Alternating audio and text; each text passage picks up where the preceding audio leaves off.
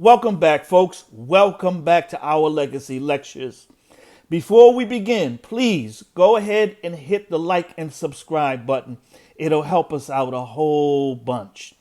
Today is May 19th, 2023, and we're remembering the 98th birthday of our brother and that iconic leader and voice for black freedom, El Hajj Malik El Shabazz Malcolm X. Had Malcolm lived to today, he would be 98 years old, which is a century, of course. And when you think about it, Malcolm could still be here had he not been struck down by an assassin's bullet on February 21st, 1965. Taken away from us way too young, at the young age of 39. But you think about it, it is conceivable, it is not inconceivable that Malcolm could have been with us just as long as, let's say, Harry Belafonte, who we just lost last month at the age of 96. Harry was born in 1927, just 2 years after Malcolm X. It's not inconceivable. We lost another giant in the entertainment industry, Brother Sidney Poitier, in 2022 at the age of 94. So these men, they lived incredibly long lives. And we know from Malcolm's own family that his siblings and his mother, they all lived into their 90s. Malcolm's mother, I believe, died in 1991. She was about 94 years old, 93, 94 years old. His sister Hilda, his older sister, who was born in 1921, just passed away in 2015. So Malcolm could have been here with us, all these many decades. That'll give you some idea of the loss to our community by him being taken from us so brutally, so viciously in 1965. February 21st, 1965. Right now, I'm going through this new book on the life of Dr. Martin Luther King by Jonathan Igue, the Chicago historian and writer. And it's a very thick book, as you can see. So my mind is immersed in the events of that period, the turbulent 1960s, and the lives of these two giants. And, one of the things that helps you remember this period, because I was alive during this time. I mean, I was a child. Okay, I was very, very young. However, what helps me to recall some of the impressions and, remembrances that I have of that time is the music of the 60s, which was, incredible. And when I think of the loss of Brother Malcolm, I think of all of the 1960s that he missed, that he didn't see, that he didn't hear. When I think of that song, what the world needs now is love, sweet love. Burt Bacharach, Hal David, and then Jackie DeShannon did the song first, and then Dionne Warwick. So iconic, so representational of the 1960s.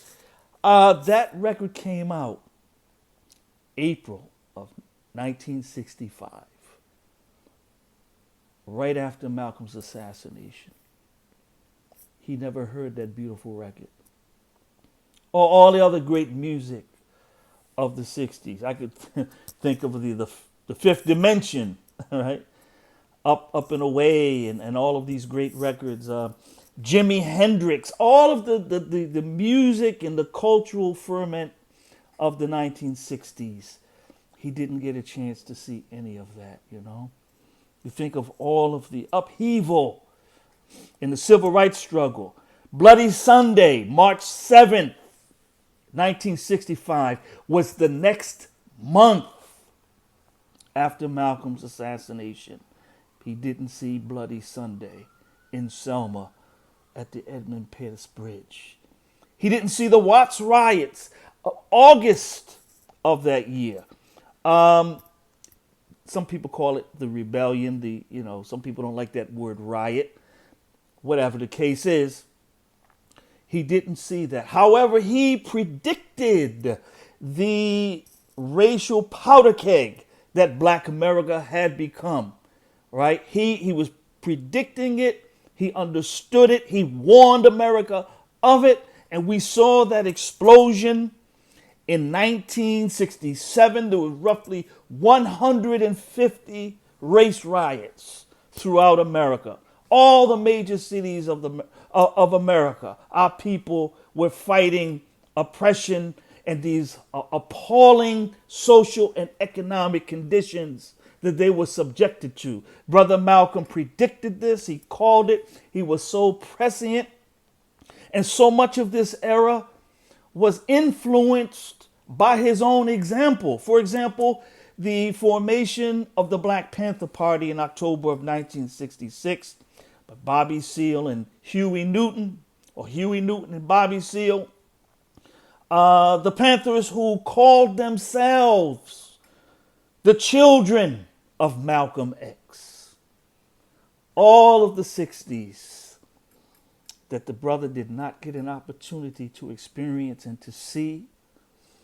I think about that. I think about that.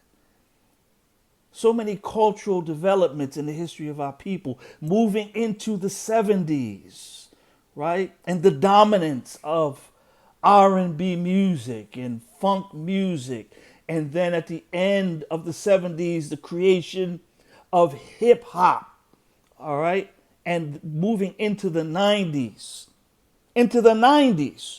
We just lost Harry Belafonte and Sidney Poitier just within the last couple of years. Both of these men, okay, who were born after Malcolm, or they were his contemporaries.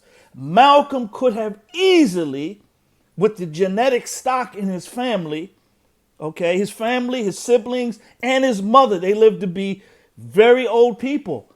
Okay, Malcolm's mother didn't pass away till like 1991. She was about 93, 94 years old.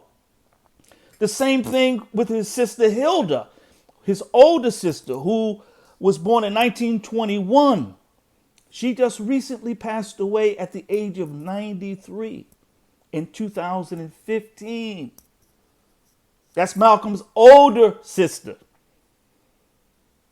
So Malcolm could have been with us.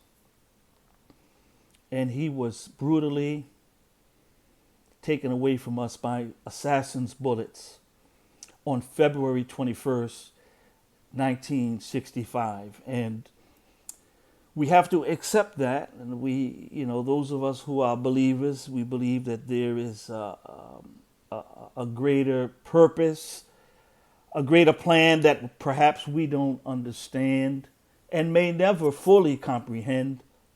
But we have to accept that. But on this 98th birthday of Malcolm, we're appreciative for his contribution and the legacy that he left. All of the speeches, all of the videos that are now readily available, that weren't that easy to ascertain in my youth, okay, that are now so readily available. We're appreciative and we're thankful that we have all of this rich material, and we are still, nevertheless saddened that this brother was cut down at such a young age. It is really staggering to think about it. Brother Malcolm and this brother, Dr. King, had an opportunity to work together for the struggle of our people. One of the great unknowns of history. What would have happened if those two giants were allowed to live as long as a Harry Belafonte and a Sidney Poitier? What if Malcolm was still here? It's the great unknown, dear brothers. It's the great unknown, dear sisters.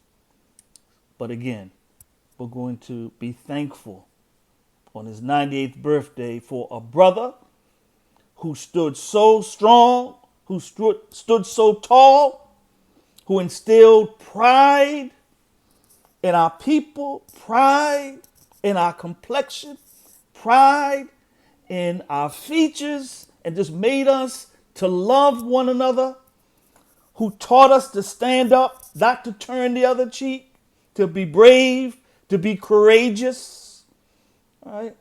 We're very thankful that he was given to us, and for however long we had him. All right? We're going to lift up his name and express our appreciation for the life of Malcolm X El Hajj Malik El Shabazz on his 98th birthday. Folks, stay tuned. We're going to keep bringing you this good content, our thoughts, reflections on history, culture, and politics, our legacy lectures. Stay tuned. Again, hit the like and subscribe button if you like what we have to say, and we're going to get back with you real soon.